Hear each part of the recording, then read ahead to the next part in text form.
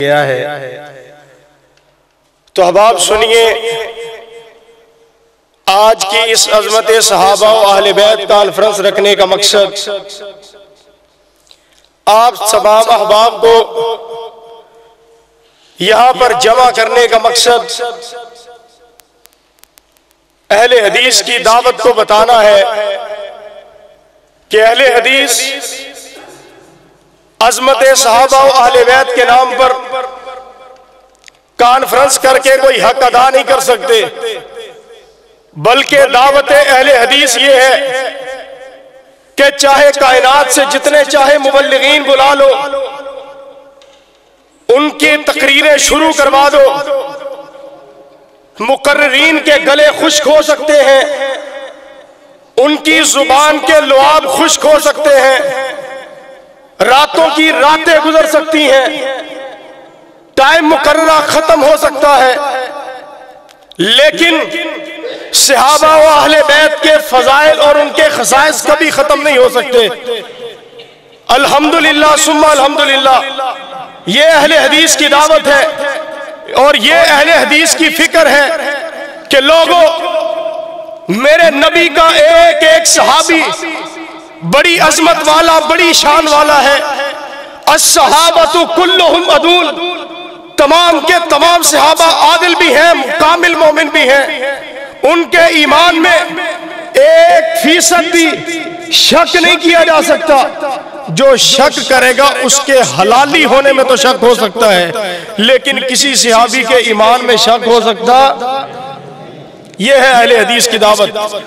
احباب، جہاں سے صحابیت شروع ہوتی ہے، میں بات صدیق اکبر کی کروں، اللہ اکبر، واہ صدیق تیری عظمت کے کیا کہنے، میں کیوں تیرا دفاع نہ کروں، میں کیوں دعوت اہل حدیث میں صدیق اکبر کا دفاع شامل نہ کروں۔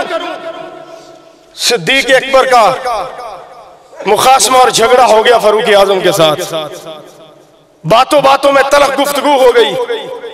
رقیق القلب جن کا لقب ہے صدیق اکبر رضی اللہ عنہ پریشان ہو گئے، ڈسہارٹ ہو گئے، اللہ کے رسول کے پاس آیا کہ کہا یا رسول اللہ، آج عمر نے مجھے اس طرح کہا ہے، آج عمر نے مجھے یوں یوں الفاظ بولے ہیں، واہ صدیق تیری عظمت کی کیا کہنے۔ حضور نے سنا، فوراً کھڑے ہوئے غصے کے ساتھ۔ ایک روایت کے الفاظ ہیں جیسے حضور کے چہرے پہ انار کے دانے نچوڑ دیے گئے ہوں، اتنے غصے میں چہرہ سرخ ہو گیا۔ منبر پہ تشریف لے گئے، صحابہ کو جمع کیا، کہا اے لوگوں سن لو، آج تم اس صدیق کو برا کہتے ہو، آج تم اس صدیق پہ زبان اٹھاتے ہو، جب تم میں سے کوئی میرے ساتھ نہیں کھڑا تھا تب یہ اکیلا صدیق میرے ساتھ کھڑا تھا۔ تمہیں مبارک ہو اہل حدیثوں، تمہارا اسٹیج وہ اسٹیج ہے جہاں پہ صدیق کا دفاع کیا جاتا ہے۔ صدیق کا دفاع کرنا کسی مولوی، کسی ملا کی سنت نہیں ہے، بلکہ میرے مصطفیٰ کی سنت ہے۔ منبر مصطفیٰ کا، زبان مصطفیٰ کی، نبوت والی ما ینطق عن الہوا کی موضوع کیا ہے، عنوان کیا ہے؟ دفاع صدیق اکبر رضی اللہ عنہ۔ میں بات عمر کی کروں، وہ عمر کہ تمام صحابہ اسلام کے پاس خود چل کے آئے ہیں، لیکن میرے نبی نے اپنی دعاؤں میں عمر کو بلایا ہے۔ اور صحابہ کہا کرتے تھے، فخر کیا کرتے تھے، عمر پہ رشک کیا کرتے تھے کہ سب نے اسلام سے تقویت پائی ہے، سب کو اسلام کی وجہ سے عزت ملی ہے، لیکن اسلام کو عزت عمر کے اسلام لانے کی وجہ سے ملی ہے۔ اللہ اکبر، واہ عمر تیری شان کی کیا کہنے۔ میں کیوں نہ عمر کی عظمت کا پرچار کروں، میں کیوں نہ عمر کی فضیلت بیان کروں۔ یہ ہے اہل حدیث کی دعوت اور اہل حدیث کی فکر۔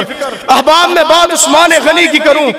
کون عثمان جس کے بارے میں میرے مصطفیٰ نے فرمایا ایک بیٹی نہیں، 2 بیٹیاں نہیں، 40 بیٹیاں بھی اگر محمد کی ہوں، ایک ایک کر کے عثمان کے ساتھ بیاہتا چلا جاؤں۔ واہ عثمان تیری عظمت کے کیا کہنے۔ کون عثمان؟ لاؤ کوئی ایسا چراغ جسے حضور نے کہا ہو عثمان آج کے بعد تو جو بھی گناہ کر تیرے نامہ اعمال میں گناہ نہیں لکھا جائے گا۔ واہ عثمان تیری عظمت کے کیا کہنے۔ میں بات حیدر کرار کی کروں۔ ساری رات صحابہ کرام نے اس انتظار میں گزار دی۔ کون ہے وہ خوش بخت، کون ہے وہ خوش نصیب جس کے ہاتھ میں اللہ تعالیٰ خیبر کی فتح عطا کریں گے۔ ساری رات صحابہ نے اس انتظار میں گزار دی۔ صبح ہوئی، حیدر کرار کے ہاتھ میں جھنڈا پکڑایا گیا اور کہا گیا انشاءاللہ اللہ علی المرتضیٰ کے ہاتھ پہ مسلمانوں کو فتح عطا کریں گے۔ واہ علی تیری عظمت کے کیا کہنے، اللہ نے تجھے بیوی دی حضور کے جگر کا ٹکڑا جو خواتین جنت کی سردار ہے، تجھے دو بیٹے دیے وہ جنتی نوجوانوں اور شہزادوں کے شہزادے ہیں، اللہ نے جو تجھے سسر عطا کیے وہ جنت کے تمام جنتیوں کے سردار ہیں، جنتی دروازوں کی کنجیاں اور چابیاں تیرے سسر کے پاس، جنتی نوجوانوں کی سرداری تیرے بیٹوں کے پاس، جنتی خواتین کی سرداری تیری بیوی کے پاس۔ واہ علی تیری عظمت کی کیا کہنے، میں تیری عظمت کو، میں تیرے فضائل کو، میں تیرے خصائص کو کیوں نہ مسلک اہل حدیث کے سٹیج پہ بیان کروں، کیوں نہ مسلک اہل حدیث کی دعوت کے طور پہ بیان کروں، لوگوں میں بات حسن و حسین کی کروں۔ کوئی شبیہ رسول ہے، نواس رسول ہے، حضور نماز پڑھاتے ہو، حسن و حسین آ کے سجدے کی حالت میں پیٹھ پہ چڑھ جائے، حضور سجدہ ہی لمبا فرما دیتے ہیں، اور وہ حسن وہ حسین کے حضور ان کی زبان کو چوستے ہیں اور وہ حضور کی زبان کو چوستے ہیں۔ سبحان اللہ۔ میں اور آپ اپنی پیاس بجھانے کے لیے گھڑے کا پانی، کولر کا پانی، جام شیریں، روح افزا، بڑے بڑے مشروب استعمال کرتے ہیں، میں اس کی عظمت کے بارے میں کیا کہوں جو میرے مصطفیٰ کا لعاب چوس کے پلا ہو اور میرے مصطفیٰ نے اپنے نواسوں کا لعاب چوسا ہو۔ احباب، یہی اہل حدیث کی دعوت ہے، یہی اہل حدیث کا منہج ہے۔ یہاں پر ہر پھول کا اپنا ایک رنگ ہے، ہر پھول کی اپنی ایک خوشبو ہے۔ اگر تم تقابل کرنا چاہو، رب کعبہ کی قسم اٹھا کے کہتا ہوں تم ان کا تقابل نہیں کر سکتے۔ ہر پھول کی اپنی خوشبو ہے، ہر پھول کا اپنا ایک رنگ ہے، ہر صحابی کا ایک الگ مقام اور ایک الگ فضیلت ہے۔ تم کہو کہ اس کی فضیلت اٹھا کو اسے دے دیں، یہ ممکن نہیں ہے۔ ہر پھول کی اپنی خوشبو، ہر پھول کا اپنا ایک رنگ ہے۔ جو بھی عظمت صحابہ پہ بولے گا، جو بھی صحابہ پہ تبرہ بازی کرے گا، اسے اعلان کہہ دینا چاہتا ہوں، سننے والوں سن لو، لکھنے والوں تم لکھ لو، نوٹ کرنے والوں تم بھی نوٹ کر لو۔ خدا کی قسم ویسے تو میں امن کا قائل ہوں، وقت آنے پر طوفان بن جاؤں گا۔ اگر انگلی بھی اٹھی عظمت صحابہ پر، قلم چھوڑ کر تلوار بن جاؤں گا۔ عظمت صحابہ پر بولنے والا، صحابہ پہ تبرہ بازی کرنے والا، اہل بیت پہ بھونکنے والا کتا وہ مسلمان نہیں ہو سکتا۔